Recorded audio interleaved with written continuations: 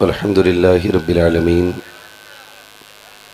वल आक़िबतु लिल मुत्तक़ीन वस्सलातु वस्सलामु अला रसूलिहिल करीम अम्मा बअद फ़अऊज़ु बिल्लाहि मिनश शैतानिर रजीम बिस्मिल्लाहिर रहमानिर रहीम या अय्युहल्लज़ीना आमनु दुख़ुलू फ़िस्सिल्मि काफ़्फ़ा आमन्तु बिल्लाहि सदक़ल्लाहु मौलानल अज़ीम व सदक़ रसूलुहुन नबियुल उम्मियुल मुतीउल मुबीनुल मुईनुल करीम व नहनु अला ज़ालिका लमिनश शाहिदीन वश्शाकिरीन वल्हम्दुलिल्लाहि रब्बिल आलमीन। या खुदा बहरे जनाबे मुस्तफ़ा इमदाद कुन, या रसूल अल्लाह अज़बहरे खुदा इमदाद कुन, या शहीद करबला, या दाफ़िए करबो बला, गुल रुखा शहज़ादे गुलगों क़बा इमदाद कुन, गौसे आज़म बमने बेसरो सामा मददे, क़िबले दी मददे, काबे ईमा मददे, बगिरदाबे बला उफ्ताद कश्ती मदद कुन मदद कुन मदद कुन, या मुईनुद्दीन चिश्ती क़ादरी यमनारे, या गौसे आज़म मीज़नम दमज़े शेख अहमद रज़ा ख़ान क़ुत्ब आलम मीज़नम बलगल उला बिकमालिही कशफ़त दुजा बिजमालिही हसनत जमीउ ख़िसालिही सल्लु अलैहि व आलिही। करूँ तेरे नाम पे जाँ फ़िदा, न बस एक जाँ दो जहाँ फ़िदा, दो जहाँ से भी नहीं जी भरा, करूँ क्या करोड़ों जहाँ नहीं। जिसको अपने नबी से जितनी मोहब्बत का एहसास हो, कोशिश करें उतनी ही आवाज़ के साथ रसूल और आले रसूल की बारगाह में दुरूद व सलाम की डालियाँ निछावर कर लें। पढ़ें बावाज़ बुलंद अल्लाहुम्मा सल्ली अला सय्यदिना व शफ़ीइना व नबीना व मौलाना मुहम्मदिन सल्लल्लाहु अलैहि वसल्लम व आलिहि व अस्हाबिहि व बारिक व सल्लिम सलातुन व सलामुन अलैका या रसूल अल्लाह सल्लल्लाहु तआला अलैहि वसल्लम। मैं सबसे पहले मुबारकबाद पेश करता हूँ उस्ताज़ुल हुफ़्फ़ाज़ वल क़ुर्रा ख़तीब अहले सुन्नत हज़रत अल्लामा मौलाना क़ारी निसार अहमद साहिब क़िबला को और उनके इदारे के तमाम ही असातिज़ा इकराम को और इस इदारे के कमेटी के एक फ़र्द को क्या आप मुबारकबाद के मुस्तहिक़ अव्वलन इस वजह से हैं कि आपकी और आपके इदारे की और हम सब हाज़रीन की सरपरस्ती मौलाए कायनात के शहज़ादे फरमा रहे हैं और सिर्फ नाम की सरपरस्ती नहीं, जो ज़ाहिरी तौर पे भी हम सब की इमदाद और रहनुमाई करते हैं और बातनी तौर पे भी हम लोगों की इमदाद और रहनुमाई करने वाले लोग हैं।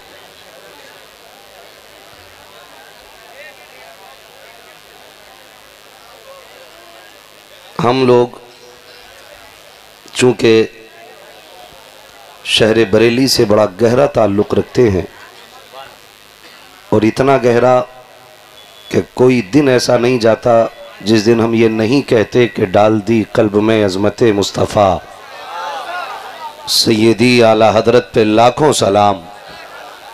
उसी इमाम ने हमें अदब सिखाया, कहते हैं दो जहां में खादिमे आले रसूलुल्लाह कर, हज़रत आले रसूल मुक़्तदा के वास्ते। और हमें लेने का ढंग यूँ सिखाया कि तेरी सरकार में लाता है रज़ा उसको शफ़ी, जो मेरा गौस है और लाडला बेटा तेरा। आज हम सब की ये किस्मत की महराज है कि आज हम हुजूर की बातें सुनेंगे भी और हुजूर के बेटों को देखेंगे भी। मुझे मालूम है समंदर अक्सर खामोश रहा करते हैं, बहुत बड़े मजमे से मैं दाद की उम्मीद भी नहीं रखता, और चूंकि मेरी आदत भी है कि जब मैं सफ़र का आगाज़ कर देता हूँ तो फिर परवाह नहीं कि कौन राज़ी होगा और कौन नाराज़ होगा। लेकिन जो सामने मेरे नौजवान बैठे हुए हैं और इतनी मुश्किल में बैठे हैं कि इतनी मुश्किल में कोई बिरयानी लेने नहीं बैठेगा जितनी मुश्किल में आप हुजूर की महफिल में बैठे हुए हैं। इतनी जगह तंग पड़ गई है कि अली रज़ा भाई करवट लेना मुश्किल है। जो जिस करवट पे बैठा उसी पे बैठा हुआ है। सुबानी साहब ने बड़ी खूबसूरत शायरी हमारे और आपकी समातों के हवाले की। इनसे मुलाकातें कभी यूपी में होती हैं, कभी यूपी के बाहर होती हैं। इनसे मुलाकातें अक्सर होती रहती हैं, लेकिन आपसे इत्तफाकन बड़े दिनों के बाद आज मुलाकात हो रही। तो मैं आपसे इतनी गुजारिश करूँगा, बात कोई अच्छी लगे तो फिर बोल सकते हैं सुभान अल्लाह। इससे ज़्यादा शोर तो लोग मैयत में जनाजा उठाते वक्त कर देते हैं, कहीं आपके मुंह को नज़र न लग जाए। और आहिस्ता बोलें सुभान अल्लाह। माशाअल्लाह, एक बंदा देखो सब पे भारी हो गया है ना। आज चूंकि और से मुकद्दस भी है। कारी साहब हैं, चले गए हैं कारी साहब। सादात इकराम तशरीफ फरमा है। मैं कोशिश करूंगा कि बहुत कम वक्त में अपनी गुफ्तगू समेट लूं, क्योंकि बहुत बड़े लोगों को बहुत ज़्यादा जहमत देना भी ये भी अदब के ख़िलाफ़ होता है। ये तो इनकी करम फरमाई है कि इतना वक्त दे रहे हैं, वरना इनका आना और कदम रख के चले जाना ये पूरी रात पे हमारे लिए एहसान से इस एहसान का बदला हमसे अदा नहीं हो सकता था। बहुत बड़े लोग हैं, इनका बैठना हम सब के लिए मकबूलियत की ज़मानत बन रहा है। तो अगर आप खैरियत से बैठें तो ज़रा कह दें या रसूल अल्लाह। माशाअल्लाह, जो लोग ना मैं देख रहा हूँ रस्सी के अंदर बैठे हैं, उन्हीं की आवाज़ निकल रही है। जो बाहर हैं वो बोलने कतई तैयार नहीं। शुक्र करो अल्लाह ने कुर्सी दे दी है, वरना खड़े होते ना उन बेचारों की तरह तो आपको पता चल जाता कितनी मेहनत से जलसा सुना जाता है। जो बैठे हुए हैं कम से कम वो कुर्सी का हक अदा करें, और जो बुजुर्गों के लंगर पे पलते हैं वो उनके लुक़मों का हक अदा करें और बोलें ज़रा या रसूल अल्लाह, या रसूल अल्लाह। हाँ, मैं आपको बता दूं, कई बार लोग कहते हैं कि साहब जलसों में कुछ नहीं मिला, कई जलसे सुने जैसे गए थे वैसे ही आ गए। तो मैं अक्सर एक बात कहता हूं, ये तो जलसा है, लोग शहर मदीना से खाली लौट आते हैं। बात कमी जलसों की नहीं होती है, कमी हमारे बैठने की होती है। खुदा की कसम किसी जलसे से खाली नहीं जाएंगे। सिर्फ इतना कर लें कि जिस्म यहाँ रखे, दिल मदीने वाले की चौखट पर रहना चाहिए। हाँ, दिल हुजूर की चौखट पर रहना चाहिए सुबानी साहब, तब अल्लाह महफिलों में बैठने की बरकत अता फरमा देता है। ठीक है ना। मैं समझ सकता हूँ कि हमारी कौम पे टोपियाँ क्यों नहीं है। हमारी कौम पे टोपियाँ दो वजह से नहीं है। एक तो जूते महंगे हो गए, दूसरा मस्जिद में जाने में कोई प्रेशर नहीं डालता है। अगर मस्जिद में पाबंदी से जाया करते ना तो टोपी जेब में हुआ करती है ना। जिस पे टोपी ना हो वो रुमाल रख ले। महफिल बड़ी नूरानी है, और इसलिए भी नूरानी है क्योंकि आले रसूल की आमद है। सर छुपा के बैठा करो मेरे भाई, तब अल्लाह बरकत अता फरमाता है। माशाअल्लाह, है ना। आज जो लोग टोपी नहीं ला सके हैं या कपड़ा भी नहीं है, उनसे मेरी गुजारिश है, अगला बाजार लगे ना आपके मोहल्ले का, तो भले ही शलजम पालक बाद में खरीदना, 25 रुपए की टोपी पहले खरीदनी है। खरीदेंगे इंशाल्लाह, इंशाल्लाह। वाह वाह वाह, इंशाल्लाह। हाँ, असल में क्या है, बेटे भी टोपी क्यों ओढ़े जब हुजूर अब्बा नहीं ओढ़ी कभी जी, ओढ़ी नहीं। जुम्मे के दिन भी रुमाल बांध के निकल लिया अब्बा, जुम्मे के दिन भी मस्जिद में रुमाल बांध के जा रहा है। हमारी टोपी हमारा हुस्न है, हमारा जेवर है, हमारी शान है। अली रज़ा भाई, लोग कहते हैं कि पर्दे पे तकरीर करो। मैं कहता हूं क्या तकरीर करूं, तकरीरों की ज़रूरत नहीं है। अगर नौजवान टोपियां ओढ़ना शुरू कर दें तो बेटियां दुपट्टे ओढ़ना शुरू कर देंगे। जब से हमने टोपियां उतार दी, हमारी बेटियों ने दुपट्टे उतार दिए। घर में अल्लामा होना काफ़ी नहीं है, घर में फहामा होना काफ़ी नहीं है, घर में मुहद्दिस होना काफ़ी नहीं है, घर में मुफस्सिर होना काफ़ी नहीं है, घर में मंतकी और फलसफी होना काफ़ी नहीं है। घर के अंदर मोहम्मद का गुलाम होना सबसे ज़्यादा ज़रूरी है।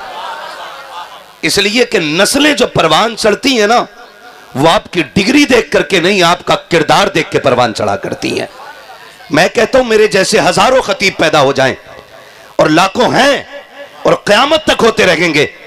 लेकिन जब तक हमारा किरदार बेहतर नहीं होगा ना, हमारी गुफ्तार का कोई अमल नहीं होगा, हमारी गुफ्तगू कोई असर नहीं रख सकती है, हमारे बातों से कोई फायदा नहीं हो सकता है। ए बेटे, मैं समझ सकता हूं मुश्किल में बैठे हो, हिलो मत। वो जाल देखा ना, मछली जब फंस जाती है, जितना हिलती है उतनी फंसती है, तो जितना हिलोगे उतनी ही फंसोगे। जो जहां है बैठे रहिएगा। आपने बहुत वक्त बर्दाश्त किया है और यकीनन मैं समझ सकता हूं ये भीड़ मेरी बुलाई हुई तो नहीं हो सकती है, न अहले कमेटी की बुलाई हुई है, न कारी साहब की बुलाई हुई है। सबका एक ही ईमान है, महबूब की महफिल को महबूब सजाते हैं, आते हैं वही जिनको सरकार बुलाते हैं, आते हैं वही जिनको सरकार बुलाते हैं। मैं मुबारकबाद पेश करता हूं, ये जो आगे बैठे हुए हैं ना, यकीनन शुरू से बैठे होंगे, शुरू से बैठे होंगे, और जो पीछे रह गए ना तो वो बाद में आए होंगे। ये लोग उन लोगों से 1000 गुना अफजल हैं जो अभी डीजे के साथ तमाशे रोडों पे कर रहे थे। बहुत गौर से मेरी बात सुनिएगा, अल्लाह करे ये बात आपके दिलों में उतर जाए। जितने लोग आला हजरत वाले हैं और जो मसलक के आला हजरत का दम भरते हैं, वो हाथ उठा के कहते हैं जरा या रसूल अल्लाह। अब जरा करवट में देखें, किसी का हाथ नीचे तो नहीं रह गया?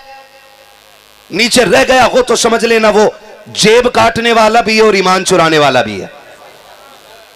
सारे आला हजरत वाले लोग हैं। मैं नारा लगाऊं, जवाब मिलेगा, इश्क मोहब्बत, इश्क मोहब्बत।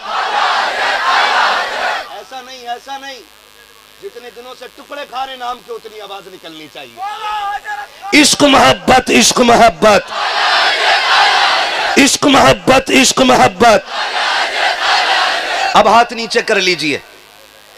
हम नौजवानों बहुत गौर से मेरी बात सुनिएगा, मुझे नहीं मतलब है आइंदा आप कौन सा तमाशा करेंगे, आइंदा आप क्या करेंगे, चूंकि आज ये उर्से मुकद्दस की महफिल भी है। और मुझे हैरत हो रही है, अमर डोबा उस जमीन को कहा जाता है जिस जमीन पे आलिम बनाए नहीं जाते, जिस जमीन पे माओ की गोद से आलिम पैदा हुआ करते हैं, उस जमीन को अमर डोबा कहा जाता है जहां मां की गोद से उलमा जन्म लेते हैं। लेकिन आज हैरत की इंतहा न रही जब तुम्हें अपने घर में पैदा होने वाले उलमा की इज्जत और न उनकी गैरत का ख्याल तक नहीं आया, तो मसलक आला हजरत का ख्याल कितना करते होगे। तकलीफ होती है, हम गलती करते हैं, बदनाम मसलक आला हजरत होता है, हरकतें हमारी होती हैं, जवाब बरेली वालों को देना पड़ता है। मैं पूछना चाहता हूं, हम अभी गुजर करके आए, जुलूस के नाम पे डीजे बजा, कौन सी बदतमीजी उस डीजे के आगे नहीं हो रही थी? क्या नाचा नहीं जा रहा था? क्या कूदा नहीं जा रहा था? आज उर्से रोशन शाह बाबा गए। मैं पूछना चाहता हूं, चल साहिब मजार के पास, अगर अल्लाह इजाजत देता मैं उनको मजार से बाहर बुलाता और तेरे हाथ में हाथ दे के पूछता, इनसे पूछ तो सकी इनका मजार क्यों बन गया है? क्या इन्होंने जिंदगी भर डीजे बजाया था, या इन्होंने तमाशे किए थे, या इन्होंने डीजे के आगे डांस किया था, या फुव्वारे चलाए थे, या स्प्रे कर करके शरीयत का मजाक उड़ाया गया था? अगर खुदा इजाजत देता तो ये कब्र से निकलते और तेरी कलाई पकड़ के कहते, गैरत कर, मेरे नाम पे तमाशे न कर, अय्याशियां न कर, ज़हनों को उरूज परवान न चढ़ा। हम वो लोग नहीं हैं जिन्होंने तमाशे बनाए हैं, हम तो वो हैं जिन्होंने रातों में सजदे किए थे और दिनों में रब के लिए रोजे रख के फाके किए थे। गैरत आनी चाहिए हमें। गलती हमारी होती है सरकार, लोग बदनाम मसला के आलादत को करते। मैंने 24 नंबर की टोपियां भी देखी अभी रास्ते में, और वो हंस रहे थे तुम्हारे तमाशे देख करके। जवाब कौन देगा इसका? कौन जवाब देगा इसका? क्या ये उर्स तमाशों के लिए थे, अय्याशियों बदमाशियों के लिए थे? बंद कर दो ऐसे उर्सों को जिन उर्सों में बेटियों की इज्जतें महफूज ना रखे। सीधी सी बात है, कोई जरूरत नहीं है ऐसे उर्सों की जहां वलियों की बारगाह में आकर के दिल ना बदल सके। हम नौजवानों से गुजारिश करते, 16 हाफिज कुरान बने। कितने? कौन है सारे? कितने? ये दिख रही है ना जमात, ये सिर्फ हाफिजों की जमात नहीं, ये जन्नतियों की जमात है, ये जन्नतियों की जमात है। हम आपसे पूछना चाहते हैं, जरा दिल पे हाथ रख के बताइए, एक तरफ हमारा इदारा हमें 16 हाफिज कुरान देता है, और सिर्फ हाफिज कुरान नहीं, ये कुरान के चश्मे पैदा किए गए थे। ये जहां बैठेंगे वहीं से कुरान के दरिया बहेंगे, वहीं से तिलावत के चश्मे उबलेंगे, और एक एक हाफिज कुरान के शागिर्दों में खुदा करे हजारों का नाम आएगा। और जब तारीख लिखी जाएगी उस्ताद कहां से पढ़ के आया था, तो नाम आपके शहर का आएगा, नाम आपका आएगा। मैं नौजवानों से गुजारिश करता हूं, उनमें एक भी संजीदा शख्स नहीं था, बच्चे अक्सर कम उम्र बच्चे थे। मैं बच्चों से गुजारिश करूंगा, खुदारा दीन का मजाक न उड़ाएं। दीन इतना सस्ता भी नहीं है जो हम जैसे चाहें बदनाम कर दें। मुश्किल से दीन हम तक पहुंचाए। ना हमारे गरिबान पकड़े गए, ना हमें गालियां मिली हैं, ना हमें जेलों में डाला गया है। दीन कैसे पहुंचा के पूछ ज़हरा के लालों से, घर लुटा करके दीन हम तक पहुंचाया गया है। नस्लें कुर्बान हुई हैं तब जाके दीन हम तक पहुंचा है। मुझे बताओ तो सही, आज हुजूर अगर देखेंगे इस हाल में उम्मत को तो तकलीफ नहीं होगी? तकलीफ नहीं होगी? अगर मैं पूछ लेता ना वहीं रोक के गाड़ी ना कि जरा डीजे रोको और जितने ये पीछे कूद रहे हैं ये सही से हुजूर पे पढ़ा जाने वाला दुरूद सुना दें, तो भाई साहब 90% लोगों को दुरूद याद नहीं होता उसमें। ये कंडीशन है हमारी, ये कंडीशन है हमारी। उर्सों के नाम पे बहुत मजाक बन गया। इतनी अजीम जमीन पे, जिस जमीन पे खुदा की कसम ऐसे ही लोगों ने सांस न ली है, बल्कि हिंदुस्तान की जान जो बने हैं उन लोगों ने इस जमीन पे सांसें ली है। आपको तारीख अपनी याद करनी चाहिए। हाँ, तारीख याद, जिन्होंने लोगों के हाथ पकड़ के ना तकदीरें बदल डाली हैं, ऐसी ऐसी शख्सियतें जिसको दुनिया सूफी निजामुद्दीन साहिब किबला के नाम से जानती है, जो फख्रे हिंदुस्तान है, ऐसे लोगों ने यहां जन्म लिया है।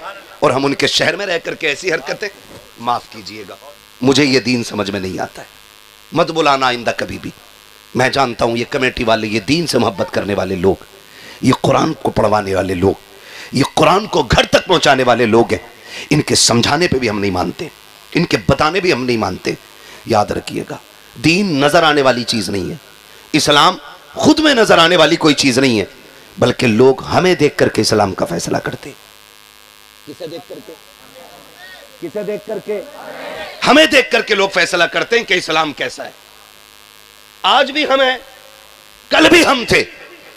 मखदूम पाक की जात आप देखें, इस घराने ने दुनिया लौटा करके दुनिया बचाई है, और आज हम हैं 6 टाइम खा के भी रब को याद नहीं करते।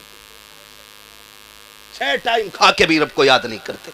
अभी ऐलान हुआ था चंदे का, कितने लोगों की जेब में हाथ गया, कितने लोगों ने दिया।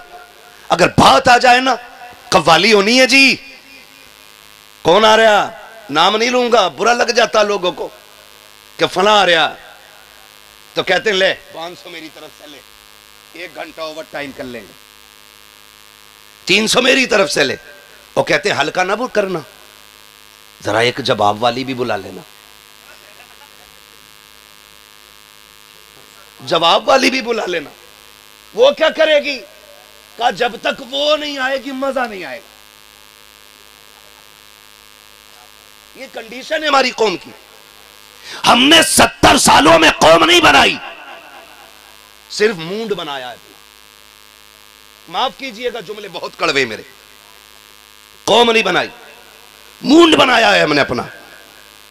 कभी तमाशे करके, कभी नचनिया बुला के, कभी कव्वाल बुला करके, और उसके बाद जब कव्वाल आते आगे कुर्सी लगती है और कौम के चंद बिगड़े हुए अमीरों के बेटे 10-10 के नोटों की गड्डी लगा के बैठते हैं। और फिर जब बात भारी पड़ती है ना किधर से, फिर यूं चलता। चंद ठलुए लोग जो उनकी गुलामी में, उनकी इख्तदा में पीछे खड़े होते, वो देख के कहते हैं आज तो मजा आ गया साहब, सुभानी साहब ने कमाल कर दिया, आज तो गड्डी की गड्डियां उड़ा दी हैं, आज मजा आ गया। आज पता चला अली रजा साहब के पास दौलत कितनी थी, आज पता चला हम्माद के बाप ने कितना पैसा इकट्ठा किया था। गैरत से डूब के मर जाना चाहिए। जिस कौम के पास अपने IAS IPS ना हो, जिस कौम के पास अपने MBBS ना हो, वो एक कव्वाली के तमाशे में लाखों रुपए में आग लगा देती है। साकिब तुम क्या जानो गरीब की आंख का आंसू, पूछो जाकर के हुजूर साकिब सज्जादा से, जिन बेटियों के पास जहेज के लिए चंद पैसे नहीं होते हैं, उन बेटियों की रातें कितनी रो के गुजरा करती है। जाओ जाकर के पूछो जिन बेटियों ने बाप जैसी दौलत को खो दिया है, इल्म सीखना चाहती है तो इनकी चौखट पर जाके पूछ किस मेहनत से वो बेटियां का इल्म सीखती है। खुदा सलामत रखे ऐसे बुजुर्गों को जो जेब के कर्ज से यतीमों को पढ़ाते भी हैं, पालते भी हैं, उनके खर्चे भी उठाया करते हैं। वरना हमारी कौम का तो बेड़ा गर्क हो गया है।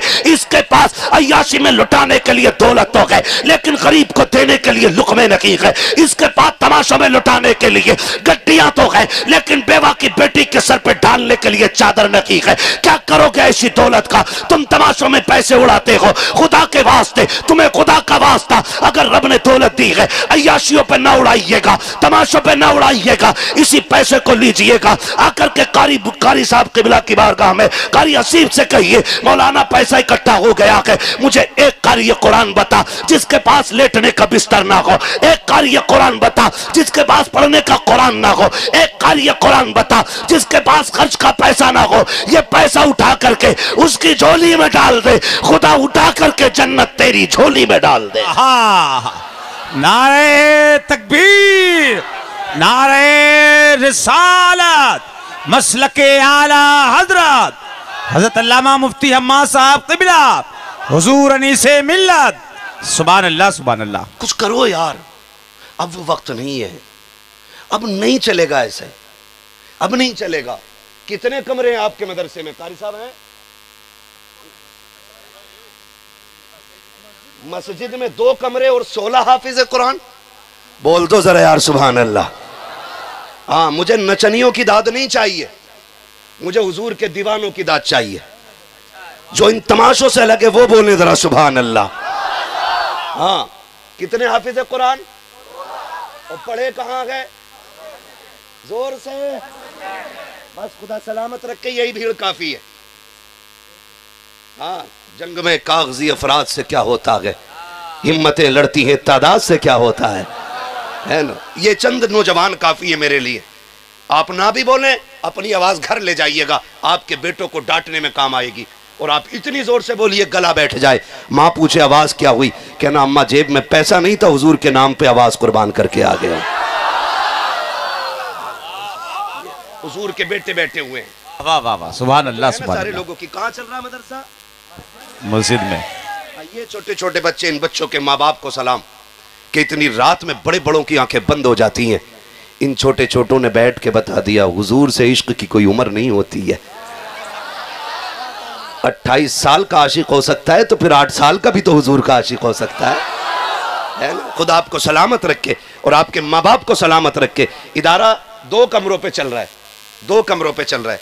एक बात बताओ, हमारे घर का एक बल्ब फ्यूज हो जाए, उसी टाइम बल्ब आएगा।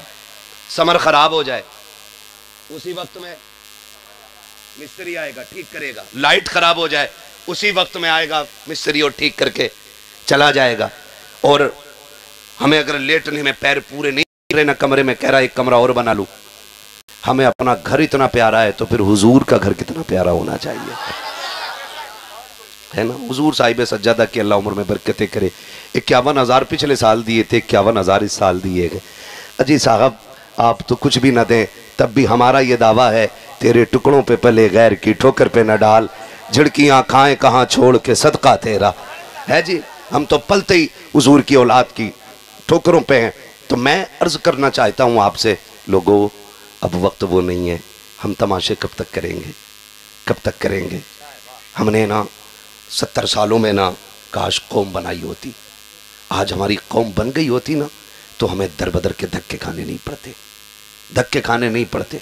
मैं तो मुबारकबाद पेश करता हूँ अपने भाई को कि इनकी मेहनतों पर शासन प्रशासन सारा लगा है इंतज़ामिया में, है ना। खुर्शीद भाई अल्लाह इनकी उम्र में बरकतें अता करे। हमारी कौम में असर और रसूख वाले लोग होने चाहिए।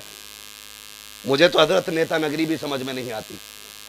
नेताजी भी बनाए ना तो अजीब किस्म का नेता है। हाँ, अजीब किस्म का नेता। कह रहे यार काम मैं करा दूंगा। हाँ नेताजी करा दो यार, करा दो। नेताजी ने कहा 10,000 लगेंगे, तो आप नेताजी नहीं, आप दलाल हैं। अगर आप भी पैसे ले रहे हैं तो आप नेताजी नहीं है, फिर आप जोर से आप दलाल हैं। नेता तो तब होता ना जिसकी आवाज में दम होता। खुर्शीद भाई फोन करके कहते अभी हमारी गाड़ी आ रही ना, तो दीवान जी थी, पता नहीं कौन थे, उन्होंने कहा नहीं अंदर नहीं जाने दिया जाएगा, हमारी गाड़ी सीधी भगा दी, हम जंगल चले गए। हमने कहा पुलिस वाले ने नहीं पहचाना तो क्या हुआ, हमें लोग स्टेज पे नहीं पहचानते, हमसे ही पूछते हैं मुफ्ती अम्माद कब आएंगे। जब हम जुब्बे साफे में नहीं होते हजरत, लोग हमसे ही पूछते हैं मुफ्ती अम्माद कब आएंगे, मैंने आएंगे तो देख लियोगे भैया, तो कोई मसला नहीं है। और पहचान अपनी होनी भी क्या है, और मसला भी क्या अपनी पहचान का, लुत्फ उनका आम हो ही जाएगा, शाद हर ना काम हो ही जाएगा, जान दे दो वादे दीदार पर, नकद अपना दाम हो ही जाएगा, बेनिशानों के निशान मिटते नहीं, मिटते मिटते नाम हो ही जाएगा, ऐ रज़ा हर काम का एक वक्त है, दिल को भी आराम हो ही जाएगा। तो हमारे ये नौजवान अक्सर प्रदेश विदेश में रहने वाले लोग हैं, मैं देखता हूं कि अक्सर नौजवान, और इनको असल में ये गलत नहीं, खुर्शीद भाई समझाया नहीं गया, समझाया नहीं, कुछ सज्जादों ने बेड़ा गर्क कर रखा, कुछ सज्जादों ने। मैं कहता हूं कि दीन सबसे बड़ा काम हुआ भी खानकाहों से है, और आज सबसे बड़ा नुकसान दीन का कुछ खानकाहों ही से हो रहा है। एक नीचे कुछ दिन पहले इस इलाके में एक जगह आना हुआ था अली रजा भाई, तो पता ये चला जबरदस्ती का मजार है। मैंने उसको बुला के सज्जादा को पूछा, भाई कतई सज्जादा क्या मुसलमान नहीं लग रहा था शक्ल से। हाँ, मैंने कहा भाई मजार किसका है, कह रहा सच बता दूं, और मैंने कहा झूठ बोलेगा क्या प्रिया। मैंने कहा देख साबिर पाक की नगरी तो नहीं है साबिर वाली, अगर झूठ बोला तो फिर जला नहीं सकते तो जलन तो पैदा कर ही सकते हैं, सही बता। कहने लगा बताएं यहाँ पे ना एक बुजुर्ग निकलते बढ़ते बैठा करते थे, बस ले भाई ले, बुजुर्ग बैठा करते थे। किसने बताया कि हमने परदादा से सुना था। कौम पूरी गिर गई जा करके, वो कह रहा मैं छू दूं तो खुशबू नहीं जाती, मुझसे कह रहा हाथ लाओ, ऐसे कह रहा छूओ, तो मैंने ये तमाशे हमें ना दिखा बेटे, हम एक थप्पड़ मारते 7 पुश्तों तक गूंज आती है, तू छू के बात कर रहा है। कह रहा देखो निकलो यार इन तमाशों से, खुदारा निकलो, कब तक तबाह होते रहोगे ऐसे, कब तक, निकलो इन तमाशों से। कह रहा निकलते बढ़ते यहां बैठते थे तो तूने मेला लगा लिया है। महबूब फरमाते हैं जमीन पे सबसे अच्छी जगह मस्जिद होती है, तुझे पूरी जिंदगी एक दिन भी जाने का मौका नहीं मिलता है। तेरे दादा जिसे अच्छा कह गए वो तूने पन्नी बांध ली, हाँ झंडे लगा के बैठा वहां पे, और जिसको नबी ने अच्छा कहा हो वहां तुझे जाने के वक्त नहीं मिलता है। बता तेरा दादा सच्चा है कि मदीने वाला सच्चा है, कौन सच्चा है, जोर से कौन, सबसे आला वो औला, सबसे बाला वो बाला। बस ये कंडीशन हमारी कौम की।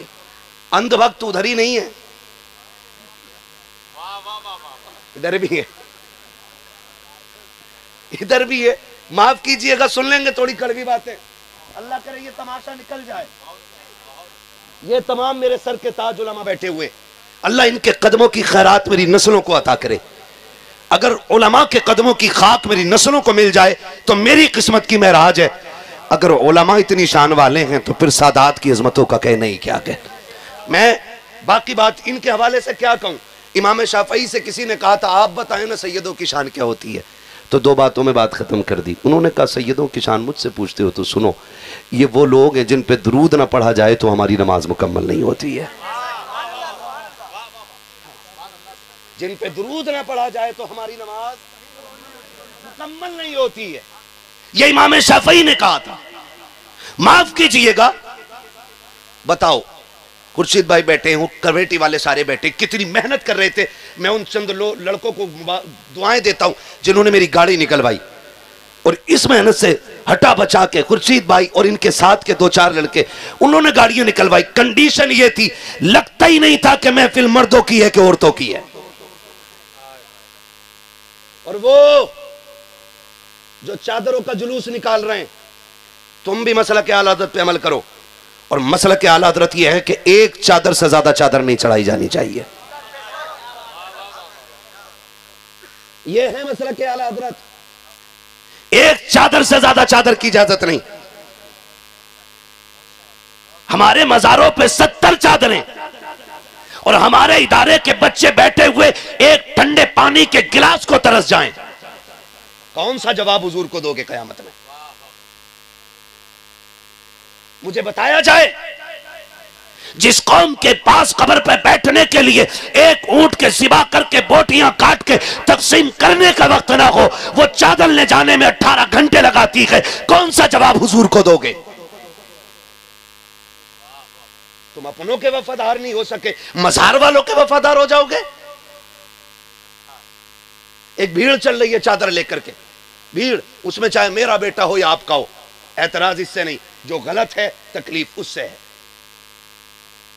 तकलीफ उससे। आप जी चादर लेके क्यों घूम रहे हो?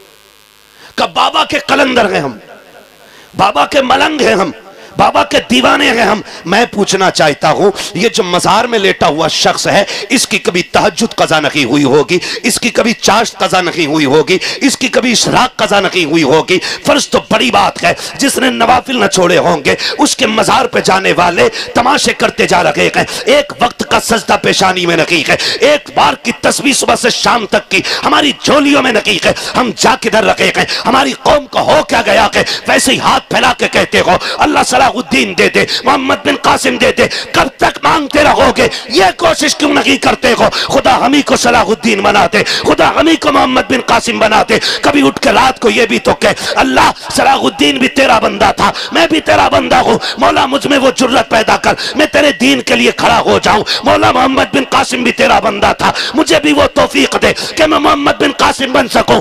उसके खजानों में कमी नहीं है, हमें मांगना नहीं आया। खुदा की कसम, उससे अपने रुतबों की बुलंदी मांगो, तुझे मांगने में देर होगी, उसे देने में देर नहीं होगी। हम तो मजारों पे भी गए तो हमने ये कहा बाबा 5 ट्रक हो गए, 6 और करा दो, 3 मंजिल बन गया है, 1 और बनवा दो। काश कि छोचा शरीफ जाते, बरेली शरीफ जाते, मारेरा शरीफ जाते, बिलग्राम शरीफ जाते, साहिब मजार के कदमों में बैठते और कहते बाबा दुआ करना जैसे रब ने तुझे अपना वली बनाया है, मुझे भी अपना वली बना ले। कितने लोगों ने मांगा जी, कितने लोगों ने मांगा, नहीं मांग पाए। सांसें गिनती की रह गई हैं, गिनती की। ये याद रखिएगा, जरूरी नहीं है मौत बाल सफेद होंगे तभी आएगी। अब तो बाप बैठा रहता है, बेटे का जनाजा उठ जाता है, दादा बैठा है, पोते का जनाजा चला गया। जाओ तुम्हारे पूरे शहर में एक एक दरवाजा जाके चेक करो और पूछो कोई घर ऐसा है जिसकी चौखट से एक जनाजा ना उठाओ। कोई कहेगा हमने 5 जनाजे उठते देख लिए, कोई कहेगा 3 देखे, कोई कहेगा मैंने 6 देखे, कोई कहेगा मैंने 7 देखे। एक दिन ऐसा आएगा यार महफिलें होंगी और हम नहीं होंगे, ये याद रखिएगा। आज हम ऐलान सुनते हैं फला नहीं रहा, फला नहीं रहा, एक दिन वो आएगा लोग हमारे नाम का ऐलान करेंगे और हम बेसुध होके पड़े होंगे। कौन सी तैयारी की हमने, कौन सी तैयारी की हमने? खुदा रहा बदलो यार। ये शिकायत तो सभी को है ना, कौम की बेटियां मुर्तद हो रही हैं, कौम की बेटियां हाथ से जा रही हैं, कौम की बेटियां मजहब छोड़ गई। मैंने तो कल नागपुर में ये बात कही थी, मैंने कहा था काश हमारा ईमान फिलिस्तीन वालों जैसा मजबूत हो जाता। हिंदुस्तान वो जमीन है जहां पे बेटियां मुर्तद हो रही हैं, यानी पैदा कलमे वाले के घर हुई, कमाई पर्दे कलमे वाले की खाई, परवरिश कलमे वाले की गोद में पाई, माहौल कलमे वालों का मिला, फिर दीन से चली गई। अमेरिका वो जमीन है जहां पे बड़ी तेजी से लोग मुसलमान होते जा रहे। क्यों? क्यों? वजह सिर्फ इतनी है कि उन्होंने सही मुसलमान देख लिए, उन्होंने सही, जोर से उन्होंने सही वाले मुसलमान देख लिए, इसलिए वो यहूदी होते हुए इस्लाम की तरफ दौड़ रहे हैं और हमने अपना कल्चर बिगाड़ दिया। इसलिए हम अपनी बेटियां खोते जा रहे हैं, अपनी बेटियां खोते जा रहे हैं। याद रखिएगा दीन से कोई समझौता नहीं। इस मसले में अगर कोई भी कमजोरी दिखाएगा ना तो फिर नुकसान उठाएगा। शरीयत की हदें हमारे लिए वो दीवारें हैं जो हमारी इज्जत की भी रखवाली है और हमारी जान की भी रखवाली करने वाली है।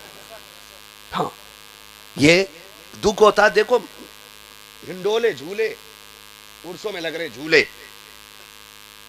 हैं, दुकानें जितने बिसात खाने उर्स में लग रहे, कहीं किसी बाजार में लगते ही नहीं, जबकि यहां इन चीजों का कोई वजूद नहीं होना चाहिए था, बिल्कुल नहीं होनी चाहिए थी ये चीजें बिहार बंगाल में कुछ जगहों पे देखी गई, हमारे यूपी में भी ये चीजें उतर आई। हो क्या रहा है ये? अल्लाह राजी होगा इससे? बोलो। ये जो बाजार में आ रही हैं, या तो तेरी बेटी है या मेरी बेटी है, गैर की बेटी नहीं आ रही है। मुझे बताओ, मस्जिदें हैं हमारे डोबा में? ये बात भी खुर्शीद भाई बताएं या कारी साहब बताएं, तभी पता चलेगी। आप बोले ना, है मस्जिदें? औरतें जाती मस्जिद में कि मर्द जाते हैं? सारे बोले, पीछे वाले भी बोले। कौन जाता है? मर्द जाते हैं। एक टाइम में भी नहीं, यहां एक टाइम में भी नहीं जाती औरतें। डर के क्यों बोल रहे हो? मेरे यहां कौन सी जाती है? फजर में, जोहर में, इशा में, किसी में नहीं जाती। फिर जुमे में? अरे यार, जुमा तो बहुत बड़ा दिन है ना, इसमें भी नहीं जाती है। ईद के दिन? अच्छा, और बकरा ईद वो तो 3 दिन की ईद होती, उसमें भी क्यों है? जाती है? बोले जरा, क्यों नहीं जाती हैं? मुझसे ना पूछो, इन उलमा से पूछो, सादात से पूछो, इन बुजुर्गों से पूछो, ये बताएंगे हुजूर ने बेटियों की इज्जत महफूज की है। जमीन पे सबसे अच्छी जगह को मस्जिद कहा जाता है, सबसे बड़ी इबादत को नमाज कहा जाता है। नमाज के लिए औरत को मस्जिद में जाने की इजाजत क्यों नहीं? उलमा बताएंगे इसलिए इजाजत नहीं है ताकि इनकी इज्जतें महफूज रह सके। माना कि मस्जिद है, नमाज इबादत है, लेकिन जो मर्द और गैर महरम औरतें और मर्दों का इख्तिलात होगा, उससे फितनों के शुबहात पैदा होंगे। हो सकता है किसी की बेटी की इज्जत पे आंच आ जाए, हो सकता है किसी की बेटी की इज्जत पे किसी का हाथ लग जाए। इसलिए इस्लाम इजाजत नहीं देता है कि कोई औरत मस्जिद में जाके नमाज जैसी इबादत अदा करे। अगर इस्लाम किसी बेटी को नमाज के लिए मस्जिद में जाने की इजाजत नहीं देता, तो जाओ बेटियों से जाके पूछो, तुम अल्लामा की बेटी हो, मजदूर की बेटी हो, किसान की बेटी हो, ये अपनी जगह है। जो इस्लाम बेटी को मस्जिद की इजाजत नहीं देता, वो इस्लाम बेटी को मेले मजार की इजाजत कैसे दे सकता है? बताओ। और नहीं दे सकता तो रोको। सिर्फ मौलवियों के सर सेहरा नहीं है कि हमारी बेटियों को ये रोके। बेटी मेरी हो, पहरे देने के लिए यहां है मेरे दरवाजे पे। रब ने हमें मर्द बनाया है और इज्जत का रखवाला बनाया है, इज्जत का रखवाला बनाया। हर भाई की जिम्मेदारी है वो बेटियों को घर से बाहर ना निकलने दे। है अजीब, वो देखा मैंने अभी, वो क्या सिर पे बांध के जलाए घूम रही, जल रहा था वो। हाँ जी, तुम्हें पता होगा वो क्या था। मैं देख के मैं तो हैरत में था कि ये बिजली घर किधर चला। कंडीशन देखे हमारी। नकाब किस लिए था? बोले जोर से, सारे बोले, पर्दे के लिए। और ये जो लाइट जला के रखी है, ये किसके लिए? नहीं, ये अंधों के लिए। जो इन्हें नहीं देख रहे थे वो भी इन्हें टिपे, देखें ये बिजली घर किधर। माफ कीजिएगा, आज नकाब की कीमत 2500 से लेकर 18,000 तक, लेकिन इज्जतें महफूज नहीं। कल की औरतों के बदन पे लगने वाली चादरों में पैबंद 17 थे, लेकिन बेइज्जती का एक भी दाग नहीं था। आज नकाब तो साफ है, लेकिन दामन दागदार है। क्या करोगे ऐसे नकाब का जो बेटियों को इज्जत की बजाय जिल्लत की तरफ धकेल दे? मैं पूछना चाहता हूं, यूं ही जन्नत मिल जाएगी? यूं ही जन्नत मिल जाएगी? ये जो तुम्हें 16 बेटे दिख रहे हैं ना, ये इन्होंने बेगैरत माओं का दूध नहीं पिया होगा। इसलिए कि अल्लाह जिन्हें कुरान देता है ना, वो कुरान वाले बेगैरत माओं की गोद में नहीं, बल्कि गैरत वाली माओं की गोद में आया करते हैं। ये याद रखिएगा, मैं खुल के बात कर रहा हूं। मेरा उसूल है, मैं आईना को दिखाऊंगा दाग चेहरे के, जिसे खराब लगे सामने से हट जाए।